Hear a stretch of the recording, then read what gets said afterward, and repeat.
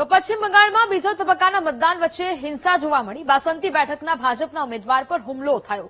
ભાજપના ઉમેદવાર વિકાસ સરદારની કાર પર હુમલો કરવામાં આવ્યો। ટીએમસીના કાર્યકર્તાઓએ હુમલો કર્યો હોવાનો આરોપ છે। ટીએમસીના 200 થી વધુ ગુંડાએ લોખંડના પાઇપથી હુમલો કર્યો હોવાનો આરોપ લગાવવામાં આવ્યો છે। ભાજપના ઉમેદવારે હુમલા મુદ્દે પોલીસમાં ફરિયાદ કરી છે।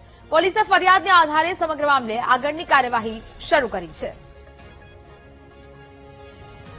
તો જ પ્રકારે ફરી એક વખત આ હિંસાની ઘટના સામે આવી છે। મતદાન પ્રક્રિયા વચ્ચે ફરી એક વખત હિંસા થઈ। બીજા તબક્કાનું મતદાન ચાલી રહ્યું છે પશ્ચિમ બંગાળ ખાતે અને ત્યાં આ હિંસા થઈ। ભાજપ ઉમેદવારની કાર પર હુમલો કરવામાં આવ્યો છે। ટીએમસીના કાર્યકર્તા પર આ હુમલાનો આરોપ લગાવવામાં આવી રહ્યો છે।